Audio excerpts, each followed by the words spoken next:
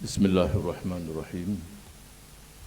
Assalamualaikum warahmatullahi wabarakatuh.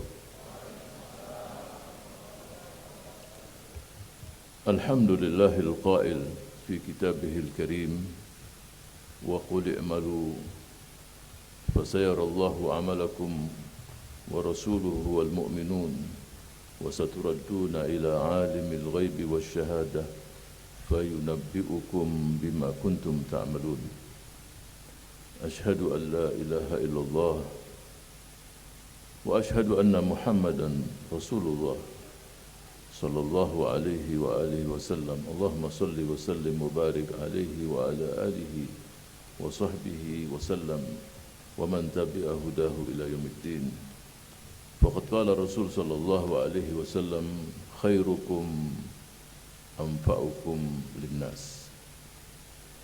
Yang saya hormati Gubernur DKI Jakarta Dr. Anies Rashid Baswedan, jazakumullahu khair, yang sudah menyempatkan hadir dan memberikan sambutan yang sangat bagus sekali. Yang saya hormati Gubernur Sumatera Barat Haji Buya Mahyildi Ansarullah, jazakallahu khair. Saya enggak tahu Gubernur NTB hadir di sini. Akan datang ya. Yang saya hormati Wali Kota Payakumbuh, Wakil Wali Kota Bukit Tinggi, Wakil Bupati Aceh Tamiang, kemudian juga anggota DPR RI, Masya Allah sempat hadir, Alhamdulillah. Kemudian yang saya hormati Dewan Pimpinan Tingkat Wilayah Provinsi Aceh, Sumatera Utara, Riau, Kepri, dan Sumatera Barat, anggota Dewan dan hadirin yang saya banggakan dan saya cintai, 257 anggota Dewan insyaallah hadir semua pada acara ini, jazakumullah khair. Alhamdulillah wa syukrulillah wa la hawla wa la quwata illa billah. Untuk saya pribadi ini selama pandemi ini acara yang pertama offline yang saya hadiri. Ya, kita alhamdulillah selama beberapa hampir 2 tahun dipingit di Jakarta, nggak kemana-mana. Tapi ya itulah yang kita hadapi. Semoga Allah Subhanahu Wa Taala angkat wabah ini, COVID-19 ini dari negeri kita dan negeri-negeri Muslim yang lain. Saya akan memulai dalam arahan saya untuk BIMTEK ini. Saya berharap kehadiran saudara-saudara sekalian sebagai anggota Dewan datang di sini untuk meningkatkan kafaah, kemampuan. Karena tugas di DPRD ini, provinsi, kabupaten, kota tidak mudah. Apalagi wilayah Sumbagut, Sumatera bagian utara, hampir 15 juta.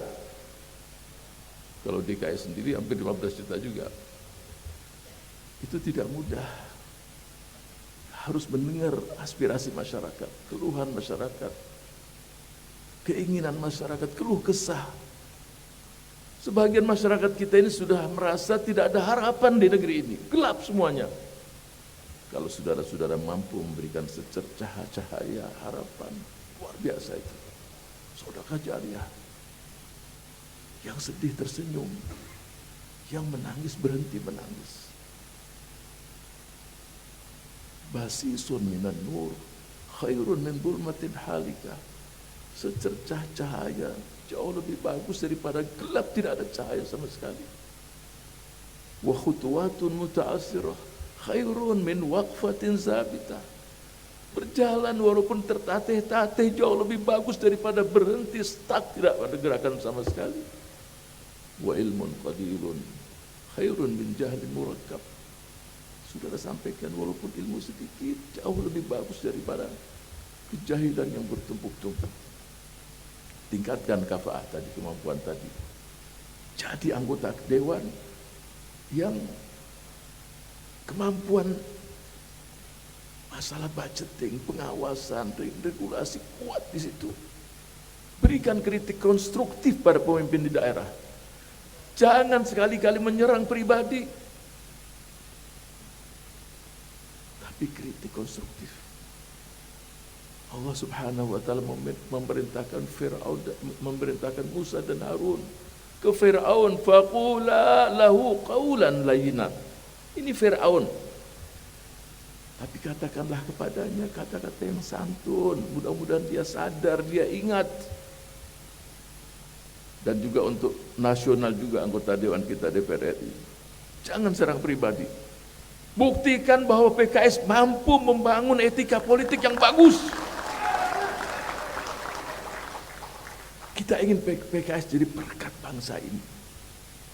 Kita punya kader-kader yang mampu memikul beban untuk membangun negeri tercinta ini. Perlu kerja keras, perlu kesantunan.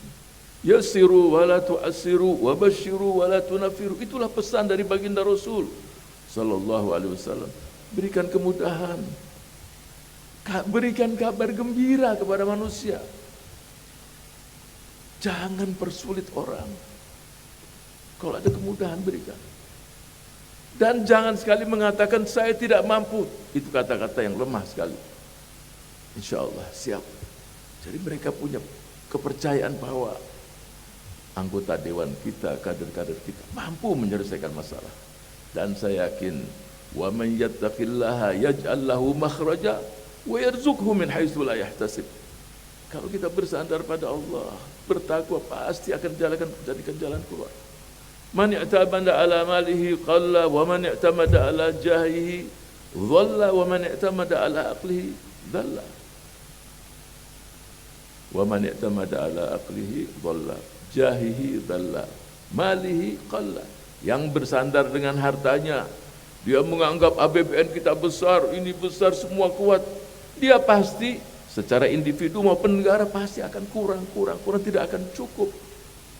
Dan yang bersandar dengan jabatan dan kedudukan, dia menganggap jabatan kedudukan merupakan kemuliaan, pasti juga akan hina ketika kursi tadi ditarik. Dan yang bersandar dengan rasio dan otaknya, dia anggap otak bisa menyelesaikan semua masalah, pasti juga akan tersesat. Banyak masalah rasio otak kita nggak mampu menjawabnya. Wa yas'alunaka 'anir ruh. Mereka bertanya tentang ruh. Qulir ruhu min amri rabbi. Enggak ada yang bisa jawab. Oh, dia mati karena bakteri, karena ini. Taruh di tempat yang steril, mati juga. Apalagi ruangan tadi enggak ada oksigen, ya cepat matinya. Wa man i'tamada 'ala Allah la qalla wa la dhalla wa la dhalla. Yang bersandar pada Allah tidak akan kurang, tidak akan hina, dan tidak akan tersesat. Semoga kita tergolong mereka-mereka tersebut. Jadi saudara-saudara, sebagai anggota dewan sejumlah tadi 257. Tadi saya mendengar insya Allah tahun depan DPR RI-nya 26. Allahu Akbar, merdeka. Tapi saya ingin bukti, ya ini.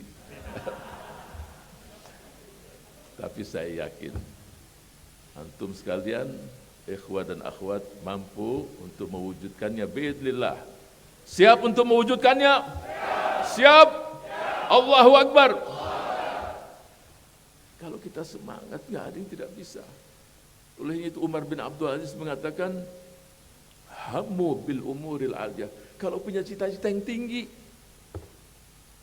wa iyyakum wa asafilal umur, jangan berkeinginan yang rendah, yang ecek-ecek, yang di bawah. Fa inni ma hamamtu bi syai'in illa niltuhu.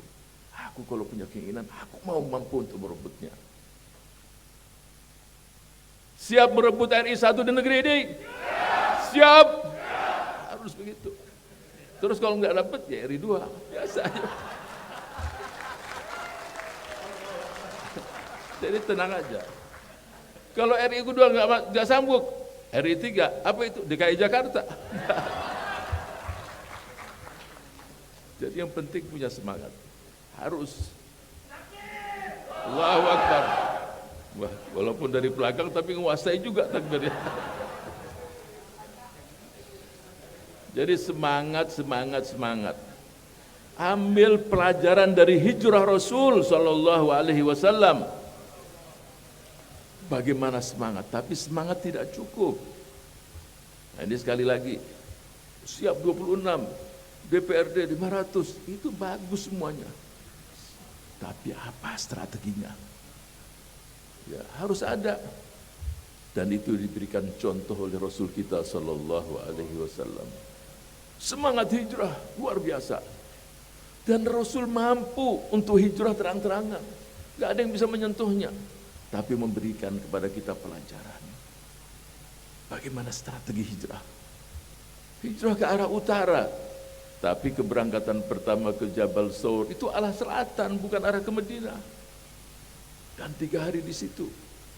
Nah, ini ada satu hal yang ingin saya sampaikan. Tolong diperhatikan. Penunjuk jalannya Abdullah bin Uraiqid, musyrik. Coba. Memang gak ada sahabat-sahabat yang tidak tahu jalan menuju Madinah. Banyak yang tahu. Kenapa tidak digunakan? Kenapa yang digunakan penunjuk jalannya Abdullah bin Uraiqid? Oleh itu kita kaji yang namanya fiqhus sirah. Banyak tulisan-tulisan tentang fiqhus sirah, kaji.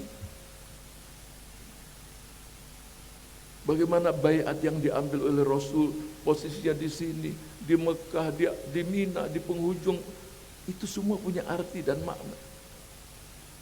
Jadi kalau berangkat mau hijrah itu naik unta, itu pasti harus ada penunjuk jalan, yang jalan unta itu tidak dinaiki seperti kuda.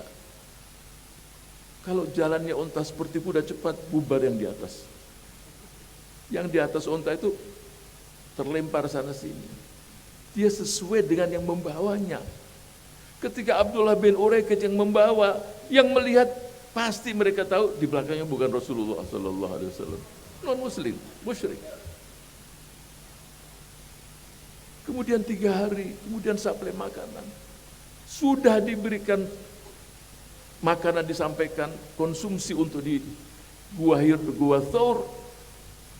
Itu pun yang membersihkan jejak dari Rasul itu terus berjalan setiap saat. Itu pun bangsa Arab saat itu ahli dalam masalah jejak.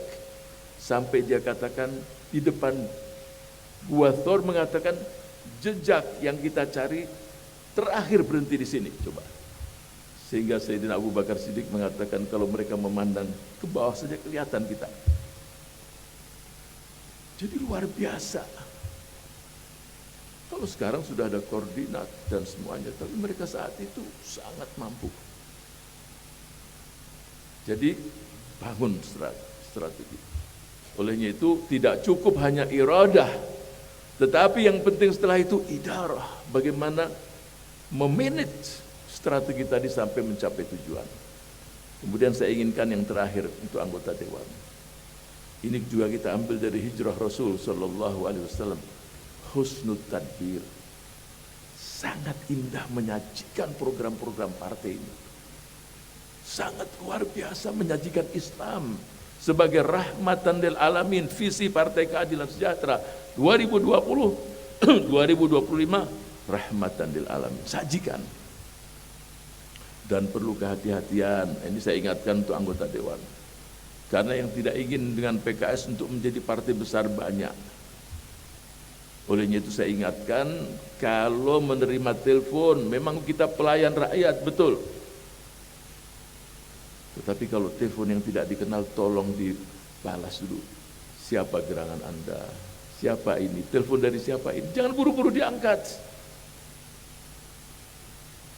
Sebab biasanya juga jebakan. Ketika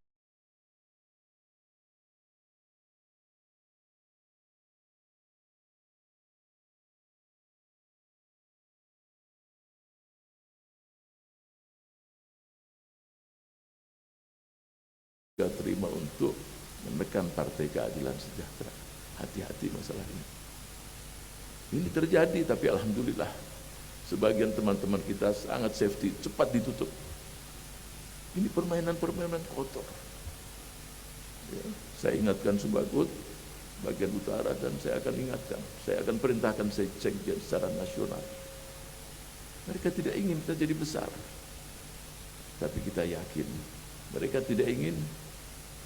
Si fulan tidak ingin, tapi insya Allah di sana ada keinginan Allah Subhanahu wa taala yang membuat partai ini akan menjadi besar biiznillah. Takbir.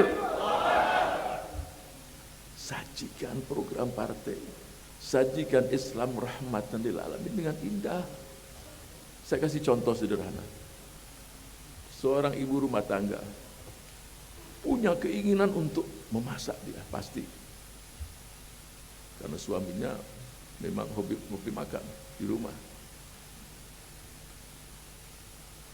Dan ibu pun rumah tangga melakukan strategi yang luar biasa.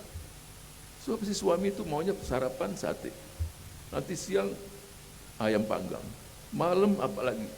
Uang yang diberikan cukup hanya 2 minggu saja.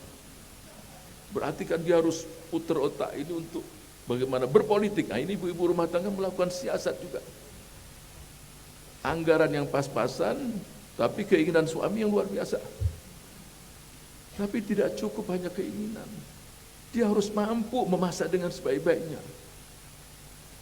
Wah, bah Google dibuka, dia siapkan semuanya. Jadilah masakan tadi. Nah, yang ketiga, ini yang penting sekali. Bagaimana cara menampilkan makanan tadi indah. Makan masakan baru, bagus sekali. Nasi goreng umpamanya. Ketika menyajikan tidak indah, taruh telur, taruh nasi, ini gak karuan. Dilihat gak enak, gak ada yang mau makan. Tapi kalau ditaruh nasinya, terus ditaruh, dilihat indah, orang tertarik. Itulah yang saya inginkan untuk kalian wujudkan di lapangan.